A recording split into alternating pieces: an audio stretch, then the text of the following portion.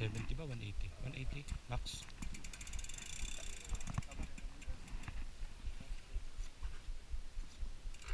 Laruin mo muna dyan. Sige, laruin mo po talaga. Tumayo ka.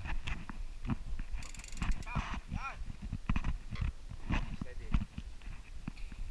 Huwag kang nagkagalaw ha. Huwag kang ano. Dahan-dahan ka bumaba.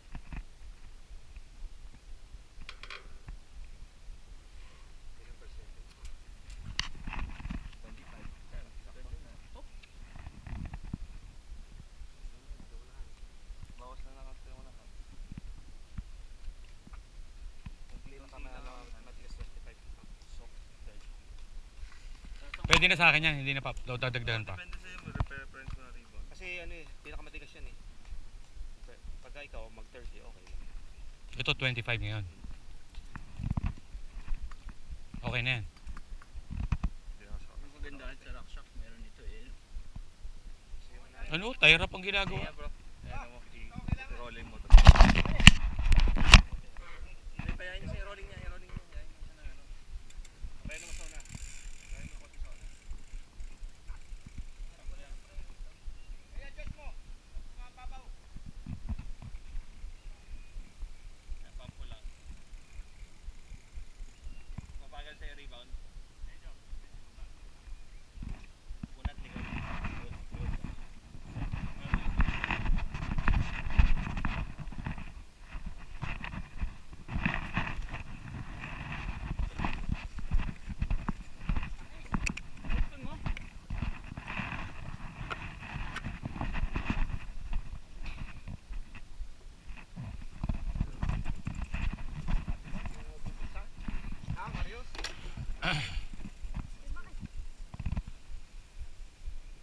Kaso Tito Makine, hindi muna yung Tito Erwin.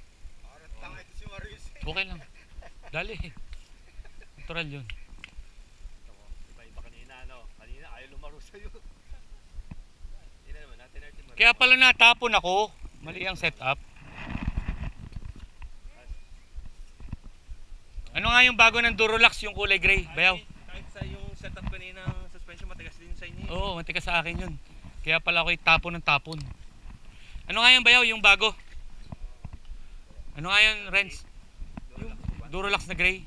That 8 nga po, 38 na din. Hindi, may code siya, may model name.